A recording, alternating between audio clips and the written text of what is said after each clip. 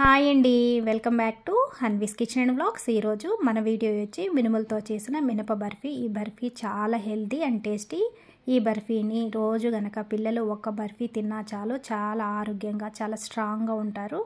ఈ బర్ఫీని ఎలా చేసుకోవాలి ఏంటనేది ఈరోజు మనము హన్వీస్ కిచెన్లో చూసేద్దాము.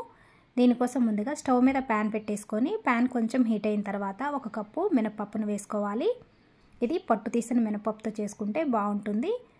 ఫ్లేమ్ని సిమ్లో పెట్టేసుకొని ఈ మినపప్పు అనేది చాలా దోరగా వేయించుకోవాలి. ఇది కొంచెం వేగుతున్న టైంలో మనం ఏ కప్పుతో అయితే మినపప్పు తీసుకున్నామో అదే కప్పుతోటి 1/2 కప్పు పెసరపప్పును కూడా తీసుకోవాలి. పెసరపప్పు కూడా పొట్టు తీసిన పప్పును వేసుకోండి, చాలా బాగుంటుంది. ఈ 2 పప్పుల్ని సిమ్లో పెట్టేసుకొని చాలా దోరగా వేయించుకోవాలి. మాడిపోకుండా సిమ్లో పెట్టుకొని వేయించుకుంటే ఇవి వేగిన తర్వాత మంచి స్మెల్ అయితే వస్తాయి.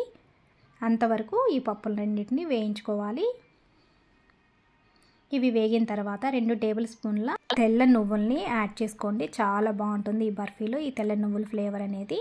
ఈ నువ్వులు అనేవి కొంచెం చిటపట్లాడి బాగా పొంగినట్లు వేగుతాయి, అంతవరకు వేయించుకోవాలి. తరువాత స్టవ్ ఆఫ్ చేసేసి ఇవన్నీ చల్లగా ఆరేంత వరకు ఆరనివ్వాలి. ఈ పప్పుని వేరొక ప్లేట్లోకి తీసైతే ఆరనిద్దాము.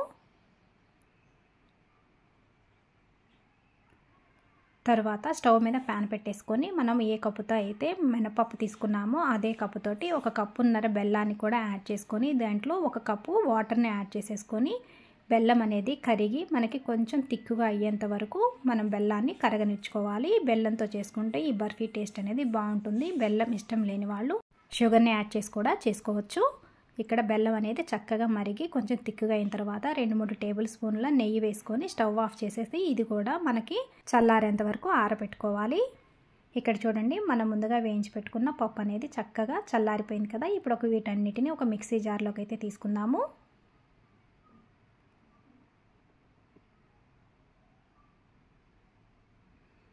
దీన్ని బాగా మెత్తగా గ్రైండ్ చేసుకోవాలి.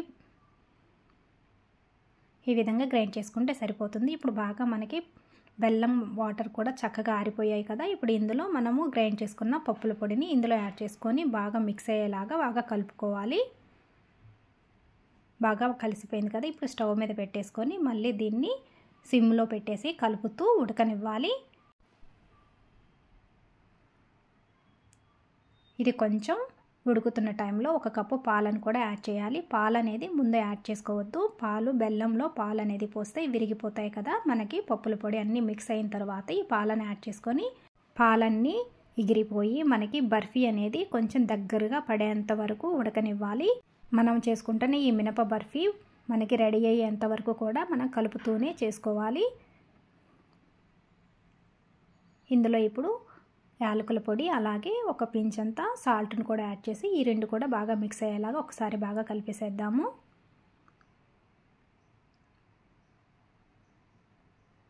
చూడండి, ఇక్కడ మనకి మినప బర్ఫీ అనేది కొంచెం బాగా దగ్గరయ్యి మనం వేసిన నెయ్యి అనేది కొంచెం బయటకు వస్తూ మనకి ప్యాన్ అయితే ఈ బర్ఫీ వదులుతూ ఉంది కదా. ఈ టైం వరకు బాగా సిమ్లో పెట్టేసుకొని ఈ విధంగా ప్రాసెస్ అంతా చేసుకోవాలి. చూడండి, మనం వేసుకున్న నెయ్యి అనేది బయటకు వస్తుంది కదా. ఇప్పుడు దీన్ని ఏదైనా మౌల్స్లో కానీ లేదా ఏదైనా కప్పుల్లో కానీ వేసుకొని ఇలా మనకి నచ్చిన షేప్లో అయితే తీసుకోవచ్చు. ఇక్కడ నేనైతే రోల్గా చేసి కట్ చేశాను పీసులుగా. ఇదిగో చూడండి, ఇలా మనకి ఇది ఆరిపోతే ఇంకో కొంచెం గట్టిగా అవుతుంది. ఇలా చేసుకున్న మినప బర్ఫీని పిల్లలు పెద్దవాళ్ళు రోజు కనుక 1 తిన్నారంటే చాలా బలంగానో చాలా హెల్దీగా చాలా స్ట్రాంగ్ అయితే ఉంటారు. నచ్చితే తప్పకుండా ఒకసారి మీరు ట్రై చేయండి. నా రెసిపీస్ కనుక నచ్చితే నా ఛానల్ని తప్పకుండా సబ్స్క్రైబ్ అయితే చేసుకోండి.